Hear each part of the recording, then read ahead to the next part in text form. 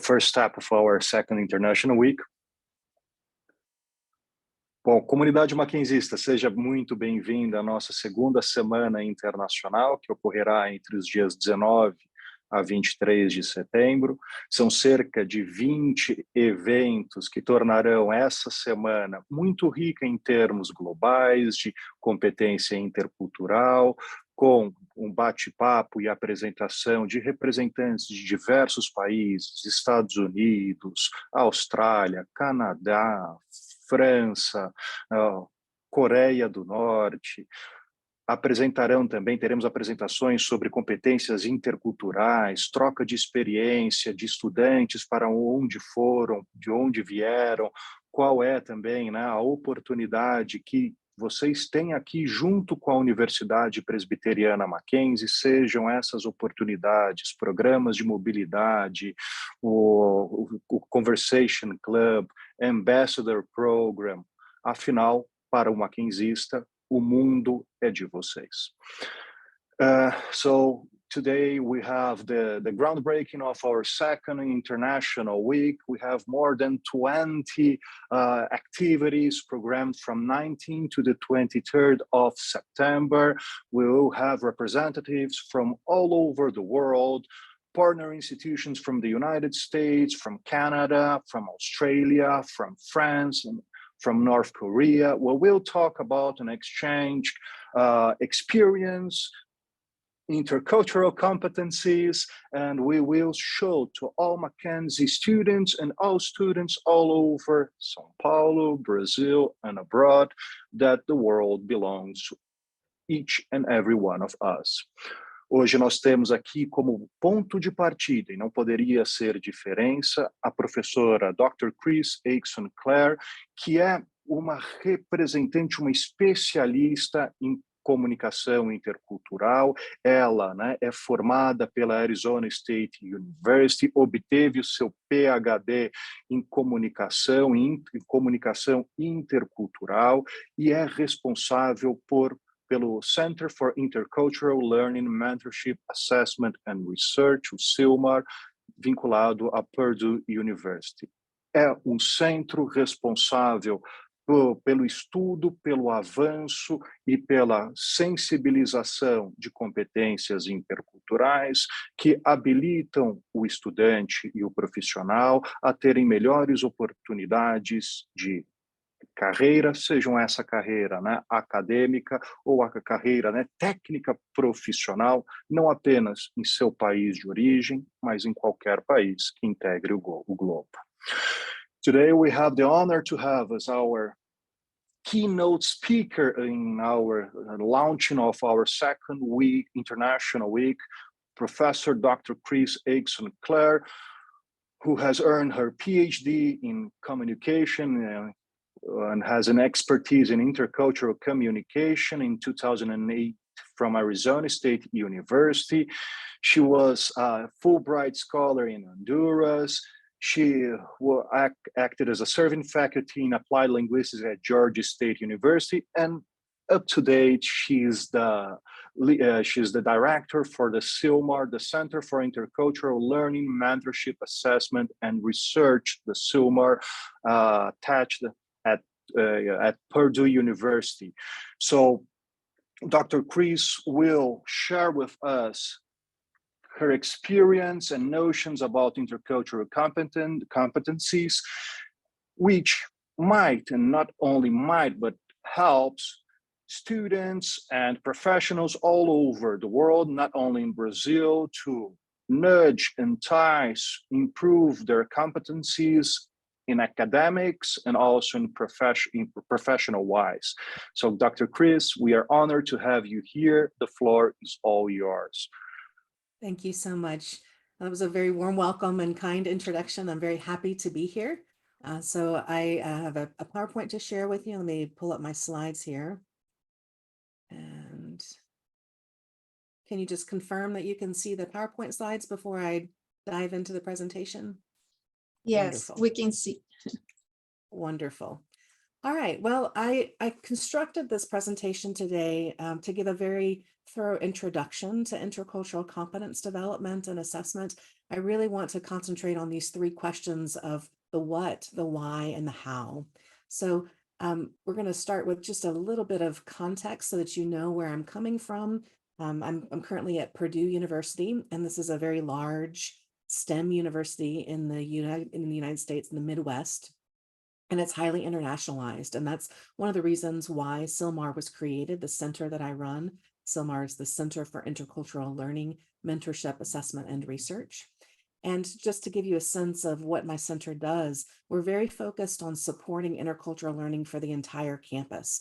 And so while some universities really focus on mobility and getting students to come and go internationally to and from the university, our center, of course, does support mobility, but beyond mobility, tries to encourage and facilitate intercultural learning opportunities for everybody in the university community. So that's faculty and staff and students and alumni, regardless of mobility. So now that you have that little sense of context, let's look at the agenda for today. Again, I'm concentrating on these three questions of what, why, and how. So what exactly is intercultural competence that we're talking about today? Why is it important in educational contexts and to your later careers, and even in the communities in which you live? And then how do we actually develop and assess intercultural competence when it comes down to, the technical and the concrete details of our learning processes? So we'll start with the what question, this definition. And I've got several different aspects of what to talk about, including a definition, breaking it down into components, and then talking about some characteristics of intercultural competence. This is my favorite definition of intercultural competence. It comes from Dr. Stella Tingtoomey, who's a longtime scholar in intercultural competence. And the reason why I like it is that it goes beyond the sort of more traditional or usual definition of intercultural competence that talks about being effective across cultures or being appropriate and meeting people's expectations. Those things are included, those elements are important, but she also includes this element of satisfactory interactions that I think is really important when we talk about interpersonal relationships. Because if we are only effective and appropriate, only meeting our goals and meeting other people's expectations, we're not really focused on issues of identity and power and relationships. And so that element of satisfactory, I think, is a key characteristic of intercultural competence that we have to focus on in our definition. And I think you'll see that as I continue to talk today and give very specific examples. You'll see that the satisfactory layer or element of intercultural competence is important to people and how they feel about each other and how they treat each other. We can further break down intercultural competence beyond this sort of holistic definition into components, because when it comes to our real, everyday, messy interactions with other people, intercultural competence is actually quite complicated. It's not just one thing, it's actually a set of integrated skills and attitudes and aspects of knowledge that we have. So we have cognitive, or things that we think about, we have behavioral, or things that we do, and then we have emotions and attitudes in the way that we feel. And all of that is wrapped up in intercultural competence. So it's quite complex, and we can be even more detailed about the knowledge and the skills and the attitudes that are included in intercultural competence. We have various definitions and resources to help us get to those concrete details. But one of my favorites comes from the American Association of Colleges and Universities, and they have a set of rubrics that they have created to really define and in great detail explain what are these ways of thinking, ways of doing, and ways of feeling. Okay, so ways of thinking might include cultural self-awareness and cultural worldview frameworks. Cultural self-awareness, obviously, is knowledge about and ways of thinking about yourself. And then cultural worldview frameworks would include ways that you think about or knowledge that you have about other people, or the relationship between you and other people, or your culture and other cultures.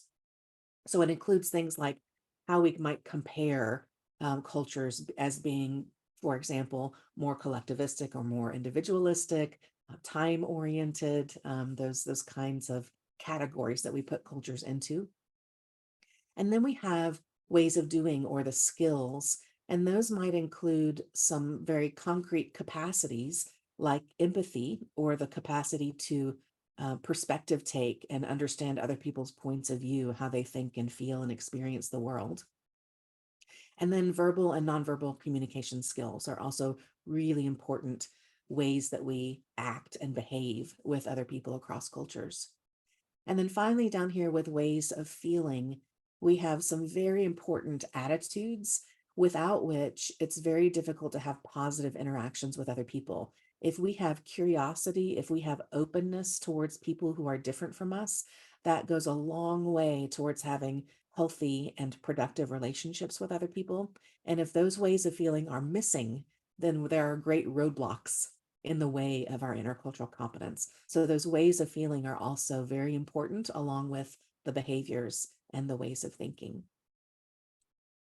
So this is a rubric. Again, I mentioned the American Association of Colleges and Universities, also known as AAC&U.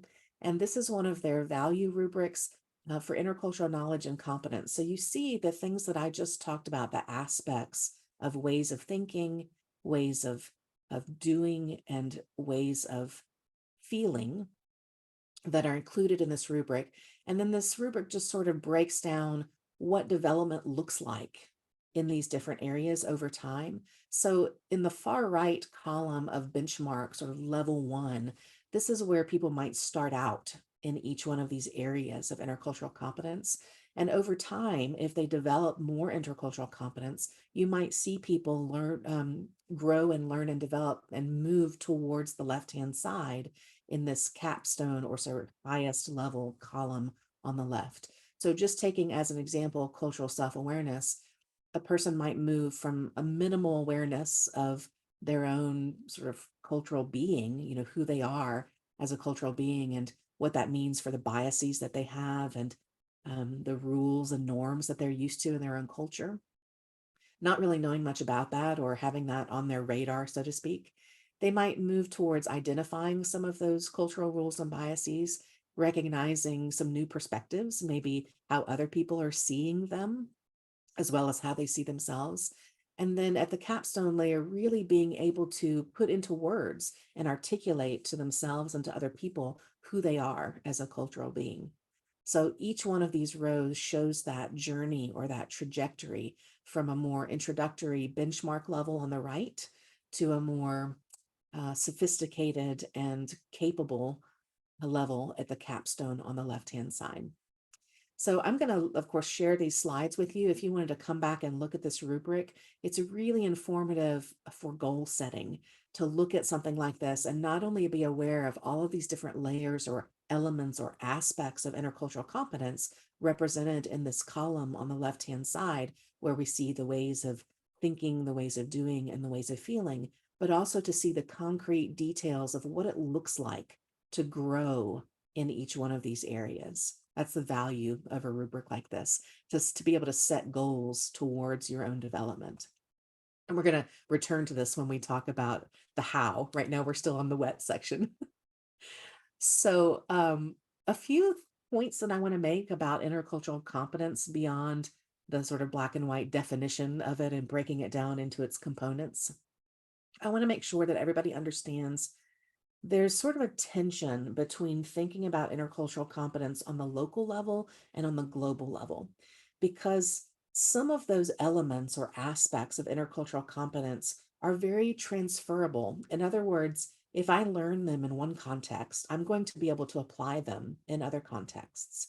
And so if, for example, I have developed curiosity about cultural differences, it doesn't matter if I'm traveling to X country or Y country or interacting with whoever, usually that curiosity will carry along and help me from one context to another.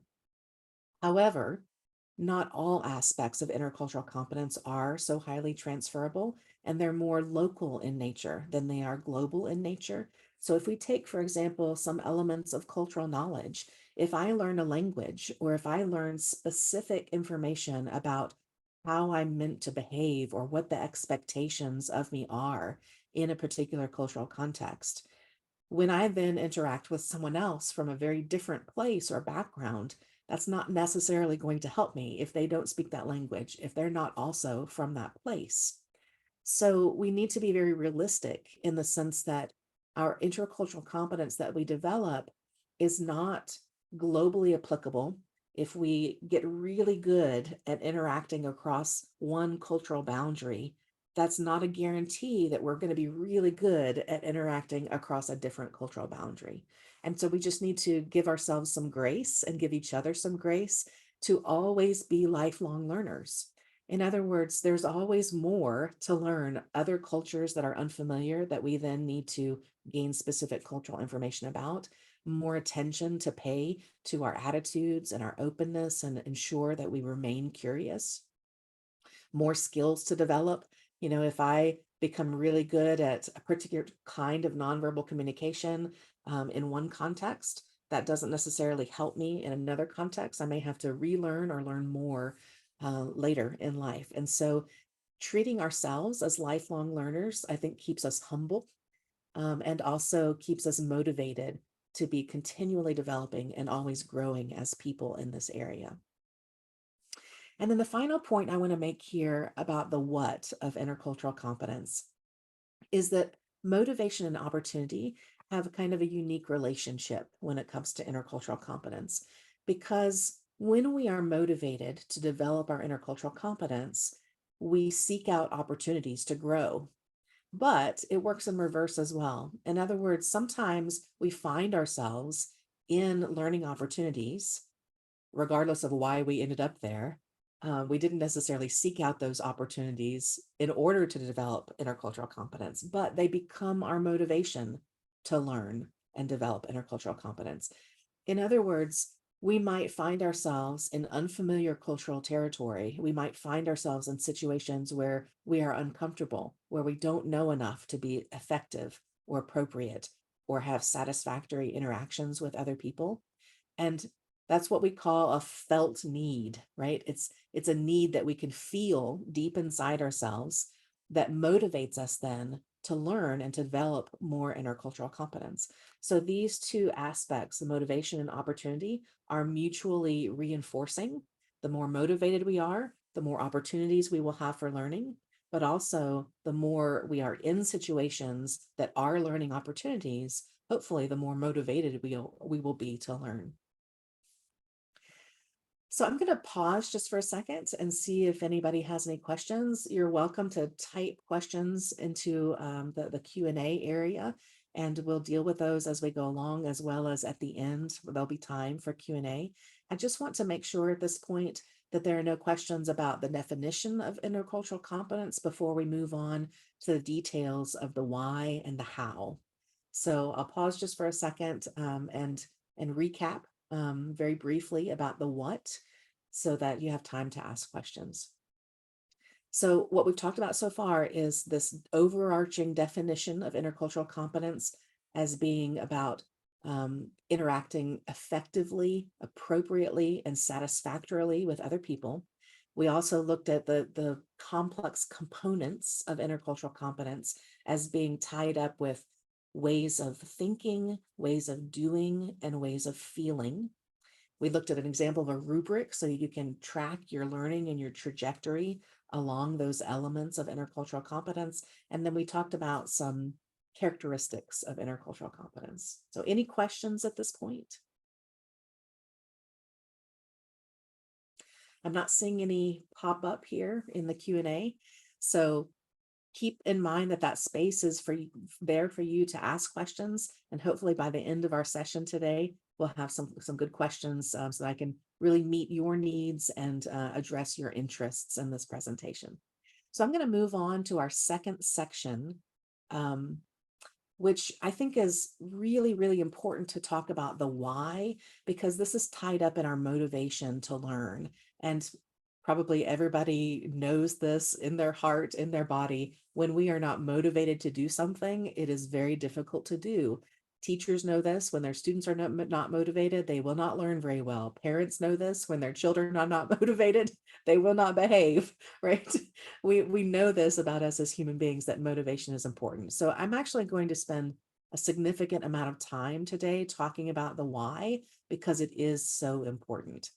And I'm going to talk about it in 3 different areas. So I mentioned these at the very beginning of the presentation, but we're going to talk about it in the context of careers, in terms of education, in the higher education, the university context, and then also with our personal lives, because many of us also live in diverse communities, and this is applicable to us beyond the professional setting.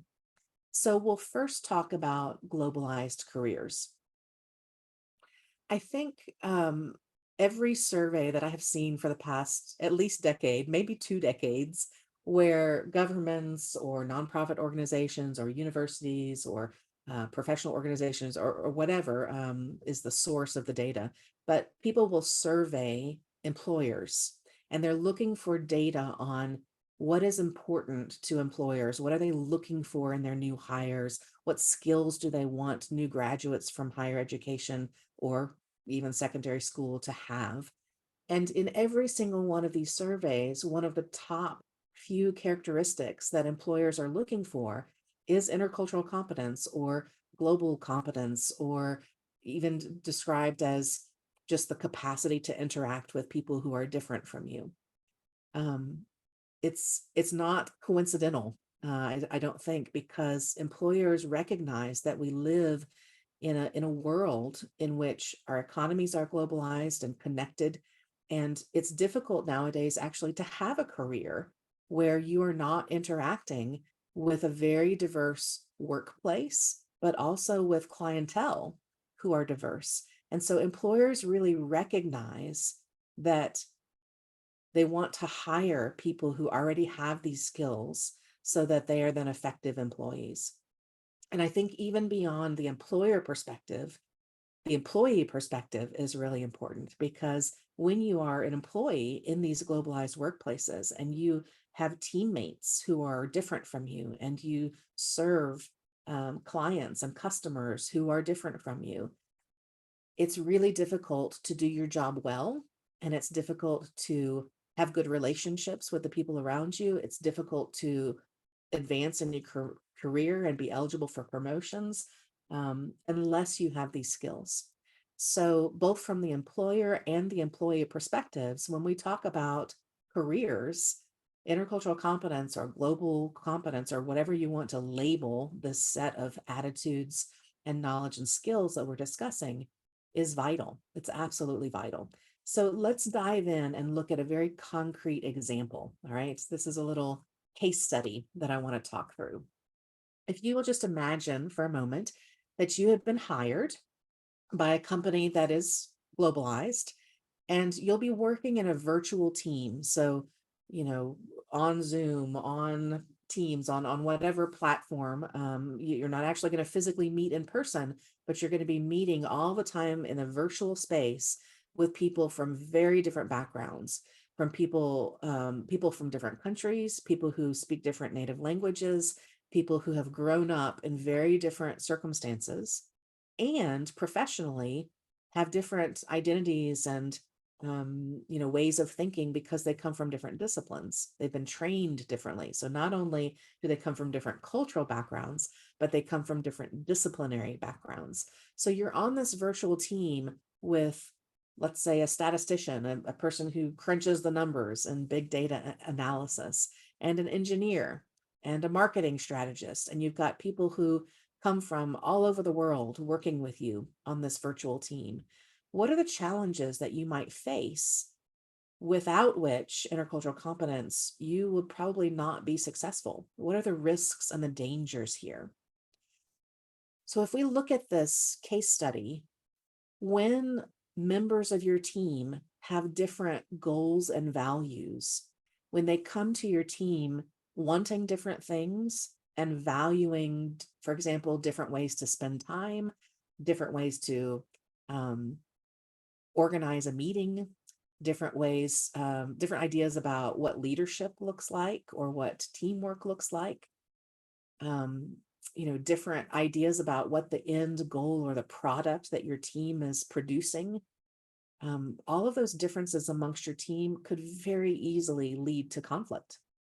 When we look at sort of the data about diverse teams, what we find is that diverse teams end up on the sort of tails of the bell curve. So the most homogeneous teams are sort of in the middle, and on the tail ends of the least effective and the most effective are the diverse teams. In other words, teams that include a lot of cultural diversity either fail spectacularly or succeed spectacularly.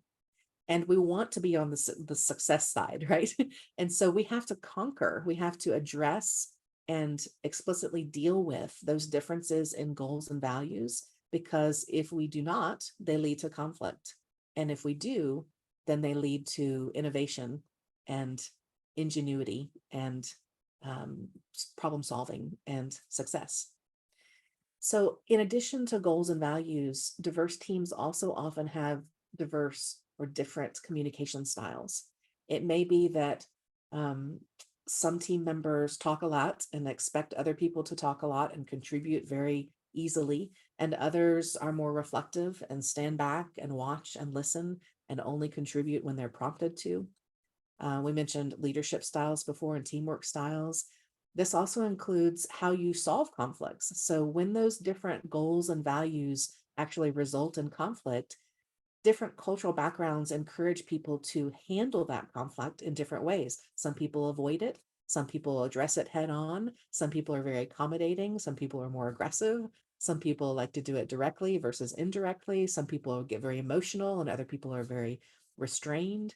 So all of these different communication styles can get in the way of what it is that you're trying to produce, or if they're effective, can help support that productivity. And then finally, when we come together with people who are different from us and try to work on a team together, like in the example here, we bring all of the biases with us that we were raised with. So I might, coming from the country where I was raised, have some very positive or maybe some very negative ideas about what people from another place are like, and not understand why they do the things that they do, but have sort of a judgment about their way of interacting or their way of communicating or their way of living or their belief system. So, and the biases that we have, whether they're about cultural differences or religious differences or linguistic differences or racial differences or whatever these biases are sort of giving us those negative judgments about, they're getting in the way of our positive relationships with other people. And so part of intercultural competence is building that self-awareness so that we understand how we are biased and why we are biased, and in recognizing it can do something about it so that we have more positive relationships instead of poor relationships on our team. So hopefully that case study helps you see that in globalized careers, intercultural competence is absolutely vital if we want to be successful. Let's talk about higher education though. What does it look like in a university setting? So in internationalized education, like a place like Purdue, where I'm currently at, very highly internationalized. There's lots of 20% international students here, a very high percentage of students study abroad. And so what you see is that students and instructors are coming from very different cultural and linguistic backgrounds. And whether you are mobile yourself or whether you're just immersed in an environment that has people from a lot of different backgrounds, it's going to be difficult to be successful unless you have this intercultural competence.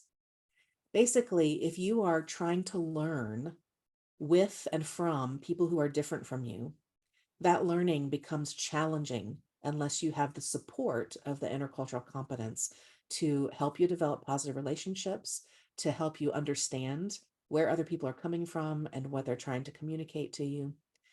Let's again look at a case study just so that you can see the details in action here. Let's say that you are an instructor or a student, if you prefer that role, of a course. Okay, in this case, let's say it's an intercultural communication course, because that's what it would be if I taught it. So you believe, whether you're a student or a teacher, you believe that good teaching means something. It has a model, it has an ideal, okay? And to you, good teaching is speaking, right? Using very well the entire class time that everybody's together, and being very professional. So not being very close to students, but sort of maintaining that professional aspect of your role as a teacher. And the students in this class are culturally different from you and think that good teaching involves lots of class discussion, lots of student participation, lots of dialogue, not just the student or not just the teacher standing in front of the room teaching. It might include some social interaction and some getting to know, each other, student to student, as well as student to teacher as people. You can see that those are very different ideas about what good teaching is. And so if a teacher is behaving in one way and students are expecting something else, or you can reverse this, if a student is behaving in one way and a teacher expected something else, or you can look at it student to student.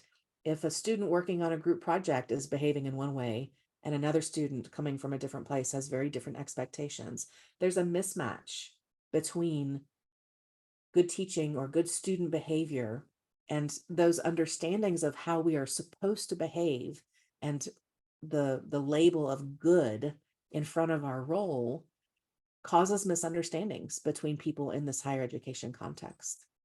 And so if we look at some very specific examples, if students and teachers or students and students have different ideas about time and how time should be used, and if time in the classroom or when working on a group project is meant to be all business and get right down to business and let's get it done, or if it's about building relationships and getting to know each other, and that's an important first step to actually working together, those mismatches between that value and that way of doing things when it comes to time will cause negative impressions of each other, right? People will judge the other as inappropriate or rude or ineffectual or a bad person even. And then if you take another example of nonverbal communication behaviors, some people include in the teacher-student relationship or in student-student relationships, closeness and sort of a human approach where you may touch each other more, or you smile more, and you stand closer together. And for other people, that's very unprofessional. And you would prefer more distance in those relationships. You would never touch each other. You would never, you would stay serious because education is serious business. So again, those mismatches lead not only in negative perceptions of the other people, but also in dissatisfaction with what you're getting out of the educational experience. So students might leave that educational experience feeling like they haven't learned what they wanted to learn. They haven't been supported in the way that they wanted to be supported. And so on both the personal and the professional levels, on both the cognitive and the emotional levels, people are not having those appropriate and effective and satisfactory experiences that intercultural competence could help them have. So again, we see with higher education how vital intercultural competence is for the success, no matter what your role is, if you're a teacher or a student. And then I also want to apply this to our personal lives because, we're human beings and we are more than our careers and we are more than our roles in a higher education institution. And intercultural competence is also key and absolutely vital to having healthy relationships with people in our communities, with people in our homes. Many of us live with families that are multicultural in some way, and certainly in diverse communities. And so when there are cultural differences within communities or even within homes, we can create barriers between us and people who are different from us. And those barriers have very real material consequences that could include, in the worst case scenario, even violence. And those are barriers and consequences that we want to avoid by really developing and then practicing our intercultural competence within our communities and our homes. So again, let's look at a concrete example here. Let's say that the political situation is tense. It is here in the United States. I have the impression it also is in Brazil. So I picked this example because I think it's real for our lives right now. So let's say that you discover that a neighbor or a friend, maybe someone that you interact with on social media, supports a candidate or a political party or a particular position in politics, a particular law that's up for voting, whatever it is politically, you suddenly discover that you disagree very strongly with this other person. This then becomes one of those barriers that I mentioned, and it could have some negative consequences if we don't deal with it with intercultural competence. So what happens, right? Emotions can get really out of control in these situations. It's really easy then for interpersonal relationships to suffer. Sometimes aggressive language could be used, and that maybe is the best case scenario of aggressive language. Sometimes actual violence occurs within communities where there are political differences. And all of that aggression then makes it more difficult for us to work towards our shared goals. So if we can apply intercultural competence, we're more likely to be able to manage our emotions, to prevent offense or aggression within our language and our behavior towards other people. And we then build more positive relationships and have the capacity to better work across those differences. So hopefully those concrete examples really helped you. I'm going to pause one more time for questions just to make sure with the why that there's no other pressing questions before we move on. Again, just as a recap, while we're waiting for questions, we talked about 3 different contexts where it is really vital to have intercultural competence. We've got the career context, the educational context, and then our own communities and homes. Dr. Kris, we have one question in our chat, and the question is, do companies in the US use some assessment on intercultural competencies for candidates in selection process? That's generally considered a big no-no. So most people who create intercultural competence assessments will say very explicitly and probably have some policies in place that say these are for developmental purposes and not for exclusionary purposes. In other words, we don't want you to give several candidates this assessment and then choose who you're going to hire based on this assessment. Instead, they want them to be used as developmental tools so that once a person is hired, it can be used as a formative assessment to identify what needs they may have developmentally.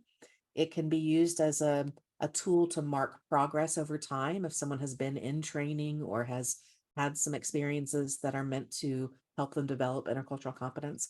But in the United States, at least, it is sort of taboo to use intercultural assessments in the hiring process in order to distinguish good and bad candidates for a hire. So what people end up doing then is looking at the experiences that people have had and the skills that they claim that they have. And so they'll look, for example, at a university student who's just graduated, and they'll look and see, what coursework have you taken? Have you had a mobility centered experience or a virtual exchange or a virtual internship or something like that?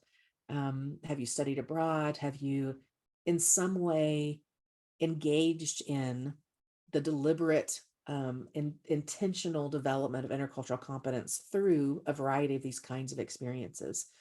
And so that's the more normal approach, is looking for those signals or signs of, have you had the opportunity to, and have you had the interest of developing these skills and competencies, rather than giving them a test. Excellent question. Thank you very much, Dr. Kris. All right. That was up to now the only question that we had. Wonderful. Hopefully we'll get some more before the end. So I'm going to move on to our last section, which is the how. So we talked about the what, we've talked about the why, and now we have the how. And this is a really sort of insightful aspect of my talk, I think, for most people, because it's not an area of expertise that a lot of people have. Some people make the assumption, for example, that if I just go put myself in another unfamiliar setting, I'm naturally going to develop some intercultural competence. And the research actually says that's not true. So we actually have to do things intentionally to develop intercultural competence. And the reason that we know that, and the way that we document that, is that it's possible to actually assess intercultural competence. So I'm going to talk about both the theory and some practical advice of how we can develop and how we can assess intercultural competence. So this theory comes from the pyramid model by Darla Deardorff. I've altered it just a little bit in the way that I talk about it here, so it's not exactly as she presents it in her research. But I want you to have a good sense that the skills and the attitudes and the knowledge that I've talked about as being all wrapped up and included in intercultural competence, they don't all necessarily develop at the same time or in the same order. And that, in fact, there's a sort of a progression or a building process that needs to happen in order for it to be done very quickly and efficiently. And so in this pyramid model, there are foundational attitudes that enable the construction of the rest of the pyramid. In other words, if we have attitudes that allow us to be open to different cultural perspectives and accepting of cultural differences and curious about how other people are different from us, then that enables the next step of the process to happen. And without having that openness, that curiosity, and the rest of those foundational attitudes, we probably won't progress very far. So this is a necessary foundation to build of these attitudes first. And if we have these attitudes, what then happens is that we gain cultural discovery skills. So we learn how to watch people. We learn how to listen to people. We learn how to ask people. We learn how to fit the bits and pieces of information that we're getting from people into hypotheses and then test those hypotheses to see if they're accurate. And all of these cultural discovery skills that we build then allow us to generate culture-specific knowledge. So if we are interacting with a person from this other culture, or if we have immersed ourselves in another culture, those cultural discovery skills help us find our feet and help us learn what is appropriate, what is effective, what is satisfactory in that other cultural context. Keep in mind that the local global that I was talking about before, the local global aspect of intercultural competence, the foundational attitudes are some of the most transferable, the most global. The cultural discovery skills are also fairly global. They'll help you when you move into new contexts. But the higher we get in the pyramid, the more local it gets. So when we get to culture-specific knowledge, that's where we begin to be lifelong learners, and we'll never have it mastered. We'll never have as much as we will ever need. Every time we enter a new context, we need more culture-specific knowledge, different culture-specific knowledge for that new cultural context. When we get to the very top of the pyramid, our skills are built on top of our knowledge and our attitudes. And so our ability to perspective take and put ourselves in the place of that other person and be empathetic, our ability to adapt our communication styles and our behaviors to the expectations of other people, and even to negotiate who's going to adapt to whom. All of those things are very context specific, and you have to have the cultural specific knowledge in order to build the skills, but also every time you enter a new context, you have to drop back down and relearn more knowledge in order to build the skills. So you're constantly sort of moving up and down in the pyramid every time you interact with a new cultural group or someone from another cultural background. So again, the bottom of the pyramid is the more global, and the top of the pyramid is the more local, and we're constantly moving back and forth. So I will offer a quotation here from Milton Bennett, who's a foundational scholar in intercultural competence scholarship. He said at some point in 2017, intercultural experience does not occur automatically from being in the vicinity of cross-cultural events. And this has really been borne out in the research in the past decade or two. What we have found is that study abroad students, for example, do not necessarily come back from study abroad with greatly enhanced intercultural competence. In fact, many students who study abroad come back and their post-test intercultural assessment is very similar to, unchanged from their pre-test. And so what we have learned is that as educators, if we want students to develop in across mobility experiences in terms of globalized coursework or any of these other high impact experiences that we're trying to offer learners so that they can develop intercultural competence, just putting them in situations where they are interacting with people who are different from them is not enough. We have to actually very intentionally design experiences so that people are both challenged by those intercultural differences and supported in their learning processes. So that combination of challenge and support is something that was introduced a long time in educational field by a scholar named Sanford. And interculturals have built on that model of challenge and support to talk about how we have to combine as educators the challenges of intercultural differences, those differences in values and goals and communication styles and all these things that we talked about in the examples earlier. We have to combine those challenges with our mentorship. We have to mentor students into reflective practices that will help them process their events that they're experiencing instead of just experiencing them. In other words, students take a course, go and study abroad, they have that experience. And the experience is actually not what they're learning from. What they're learning from is our guided processing of their experience so that they have that support from us to extract life lessons from the experience and then be able to apply them to other experiences that they have.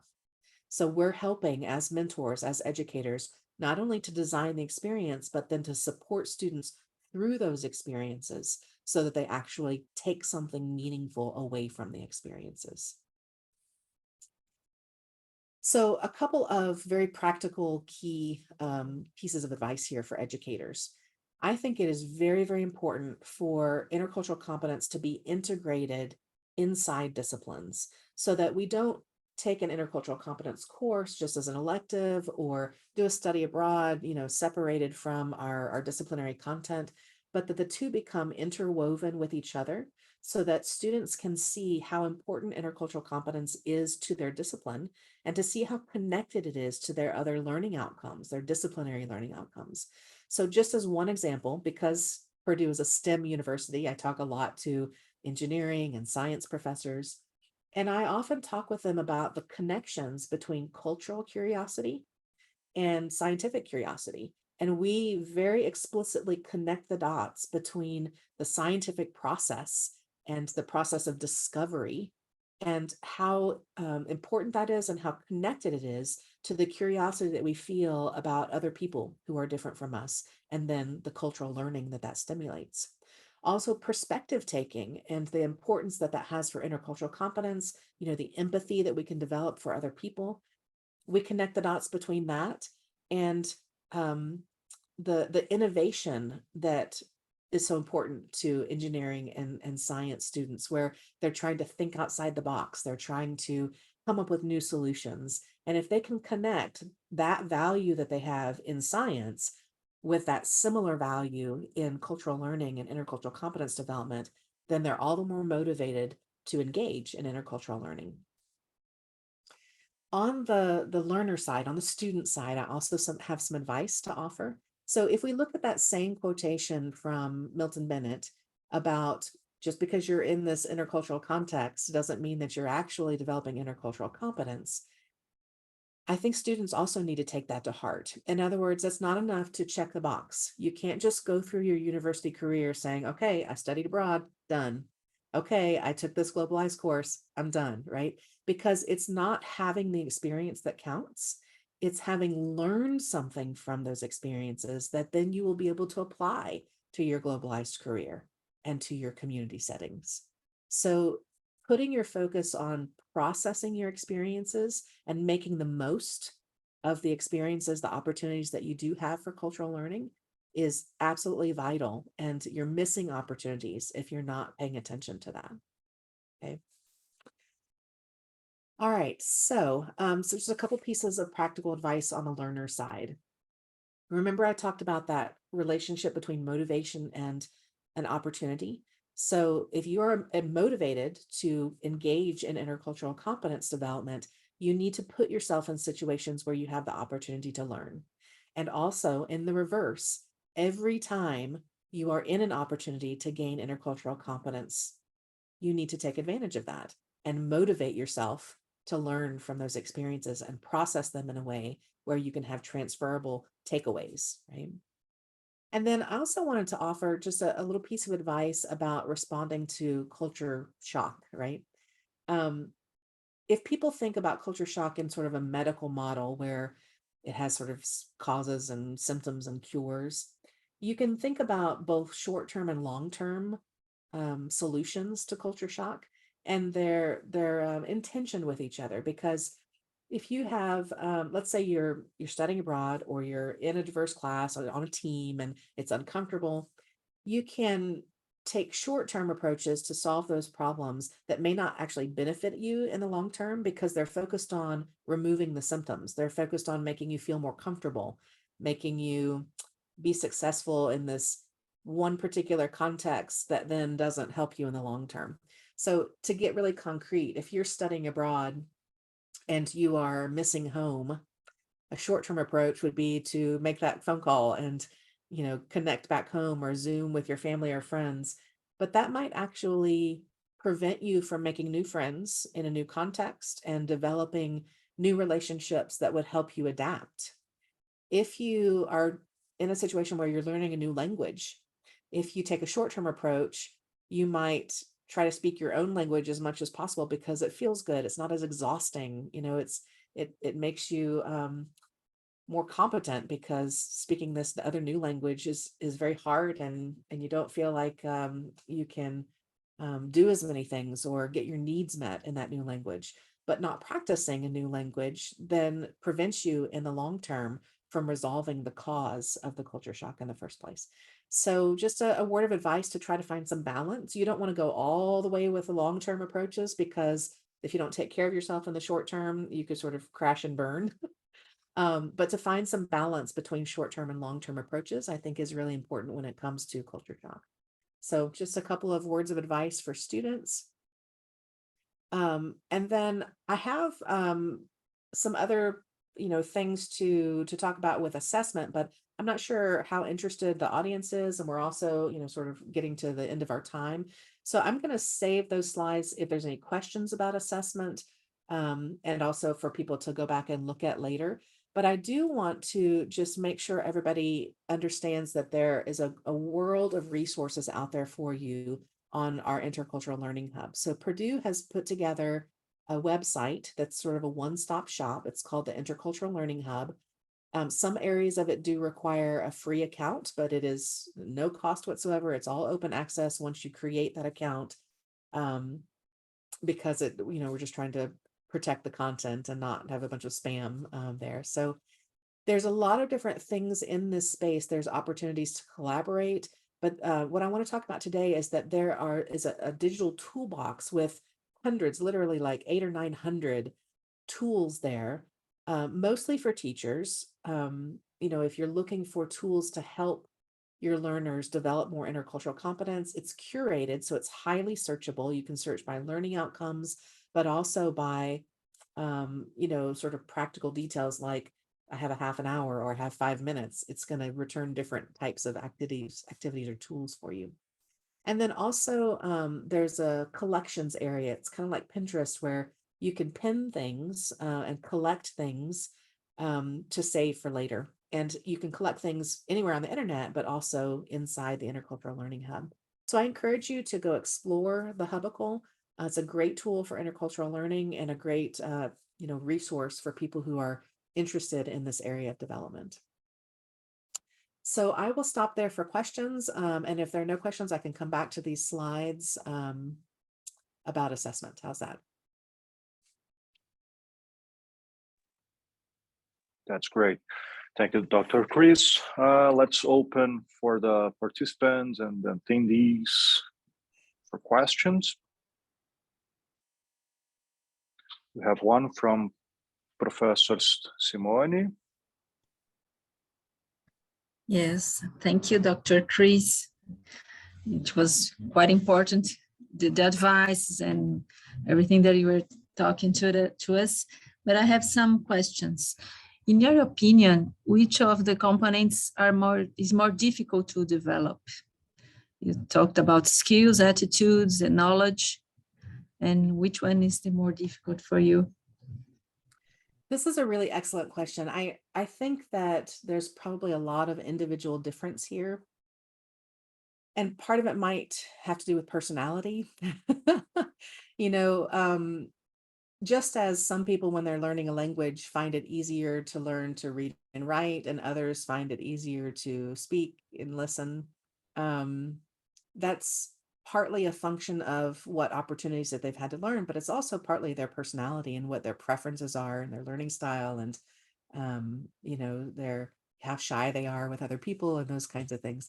So I think intercultural learning is also dependent on a lot of factors like that. If you take, for example, a person who's very outgoing and very extroverted and likes to interact with other people, then they're probably not going to struggle with the cultural learning, cultural discovery skills, and you know, they're going to get their cultural knowledge from interacting with people. If you have a person who's more shy or reserved or not naturally as social, then they're going to have cultural discovery skills that are more indirect. They may read more about cultural differences, or, you know, learn more from the internet. And then it may be difficult for them to actually apply that cultural knowledge when they're interacting. And so those verbal and nonverbal communication skills could be very challenging for them to actually make the leap in applying, oh, I read about this, but then now what do I do with it when I actually interact with people? So I think personality does come into it. I think one of the things that research shows us too is it matters how culturally different people are. So if people are coming from backgrounds where maybe they speak the same language, but they have some cultural differences, maybe some religious differences, or you know, some subtle differences, then they have different challenges than people who come from extremely different cultural backgrounds. And there are pros and cons to each one of those contexts. And so just as an example, it's very easy to communicate with people when you share language, but then you may make some assumptions about similarity that are wrong. So you might assume that because people speak the same language, that culturally you're very similar, and some of those hidden differences could actually cause some unexpected conflicts, right? So on the other hand, if you have people coming from very, very different places, it's clear to everybody from the very beginning that the culture is different, that there's a lot of learning to happen. And so there's the challenge of learning, but all of those challenges are expected. And so it's just a very different situation. Hopefully that gives you some answer to your question. I do think, going back to the pyramid, just to add, the true challenge for people is when they try to jump ahead and get to those more complex or local type competencies without having built a proper foundation. So if you're not open to cultural differences, if you're not curious, and then you try to go, you know, build some cultural knowledge and even further adapt your communication style, you're going to be pretty helpless because you don't have the foundation underneath to support what you're trying to do. Thank you. I have one more. Can I do that? So you said about the educators that they should lead the students in this process. And how can we prepare these educators, the professors, the teachers that would lead it? Yes, very important question, because it's difficult to teach something that you yourself don't have, right? So I go back to my point about us all being lifelong learners. I think it's important to remain humble and realistic about the fact that we don't as educators have all the answers, and we can support students in their learning, but it also means that we have to be very honest with ourselves about the development that we ourselves need to do. So for some people, that means seeking out more global opportunities themselves to learn.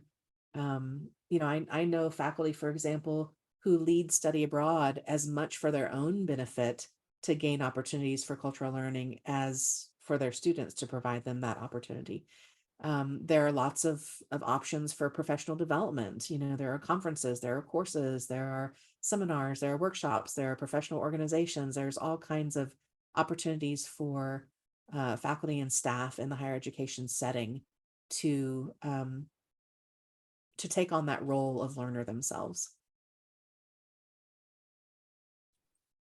Thank you, Doctor. Thank you, Professora Simone. Let me see if someone else would like to present a question.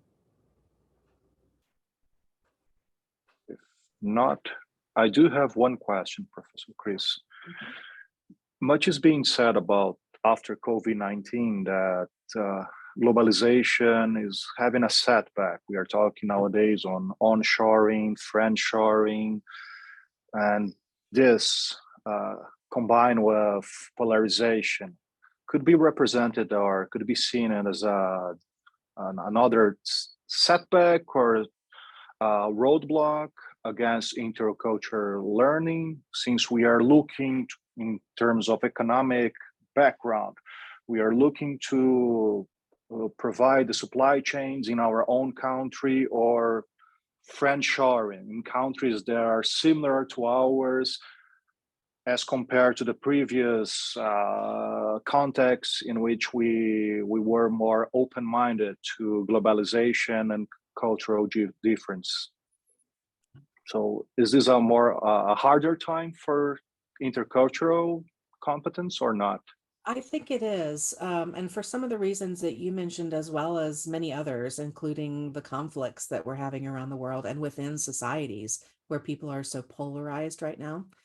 So a couple of comments that I have about this, and one is that I don't think we can ever go back from being globalized and from being so hyper connected around the world, even in times when mobility is restricted. We have so much digital connectivity that we are inevitably and will always be in relationship with each other around the world and with very different, people who are very different from us. But we also have become globalized in that people have been so mobile over time that there's almost no corner of the world that is not diverse, where people don't look around and see in their home communities and in the institutions in which they work, people who are different from them. And so it's already happened, right, is my point. And even if the trajectory of that slows down or even reverses in some ways, in some contexts, we live now in a world that forever will need intercultural competence in the workplace, in education, in our communities. So I don't think there's a worry there about, the demand for intercultural competence, but I do think that those demands change over time. So the example that you gave of COVID, where mobility was greatly restricted, and then this impacts our supply chains and many other things. We are communicating more and more with people that we work with people that we serve in various ways. We're communicating more and more through means other than face-to-face. And that brings its own intercultural competence challenges, because the more you remove context, the more challenging it is to interact across differences. Context can be so important for us to interpret what the other person means, what their feelings are about it, and take away their facial expressions, take away their tone of voice, take away everything except a little bit of text on the screen, and we are in trouble interculturally even more than within the same culture, because all that context removes or lack of context removes the clues that we use to successfully, effectively and appropriately and satisfactorily interact with other people. So it just ramps up the challenge there and the need for more intercultural competence. development when we are interacting in ways other than face-to-face. Thank you very much. That is quite cheering. It eases our minds also. So, anyone else would like to present a question? If not, well, Dr. Kris, you can go on with your presentation and the slides. Okay, yeah, I just have a couple of minutes of content to talk about assessment. Again, I'm not sure, you know, how interesting or important this is to most people, but I want to make sure everybody really understands that assessment is not like a test. It's not to say that you're a good or a bad person. It's not to say that that you have made it or not. You know, you've gotten it, you've mastered it or not. To me, the great value in assessment is on a very personal, individual level, this ability to self-monitor. In other words, if I take an assessment and get feedback from it for myself as a lifelong learner, that gives me information to be able to direct my own learning and concentrate on things that are most important, most beneficial for me as a learner. And then assessments down the road, if I keep doing them, allow me feedback during my growth process as check-in points, as milestones to see how I'm doing, to see how far, you know, I've come in my development. So to me, even more than the sort of top-down, you know, someone high up in the institution made a decision that we should do an assessment, that can be important. But even more than that, at the individual level, I would encourage people to seek out assessment as a way of getting information about your developmental processes. I also just want people to be aware that there's a lot of different kind of intercultural assessments. There are some that treat intercultural competence as like this one big holistic thing. And then there are other assessments that break it down into this concrete aspect or that. Like you can take an assessment just on curiosity, as an example, or just on empathy, as an example.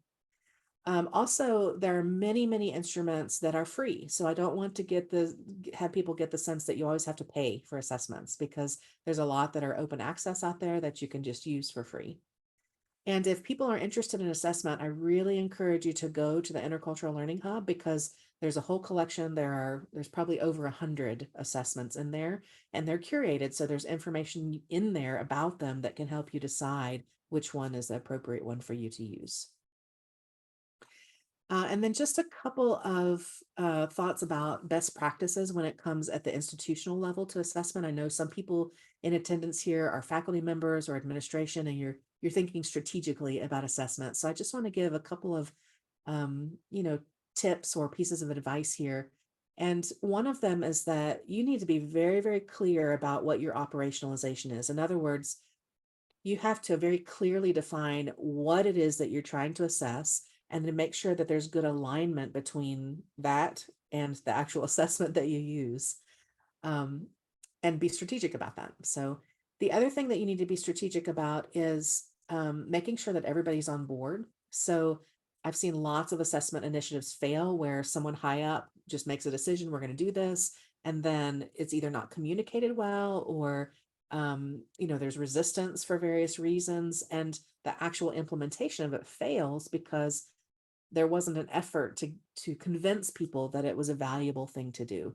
And when I say people, I mean not only the people who are trying to collect the data, so it's probably the faculty, but also the students who are providing the data. I think it's really important to return data to students so that they can benefit from it, and to get really everybody on board with why this is an important thing to do and what the benefits are for everybody involved. I think it's also important to have the investment and the buy-in coming not only at all levels, but across the university. So not from one department, not from one unit, but everybody sort of shares that burden of time and money that's invested. And then I think the results of assessment should be as transparent and as widely shared as possible. And that means in a scholarship and white papers and presentations and reports back to students, you know, in all kinds of different ways. The information, it's useless to collect data and then have it sit there. It really needs to be shared. If you're going to bother to collect it, you need to follow through and actually do something with it. So those are just some thoughts that I have about assessment, and I think I'll stop there if there's any other quick questions, but also to share my contact information here. Thank you very much, Dr. Kris. It was an enlightening keynote speech and the best way to start our International Week. Thank you very much for having me.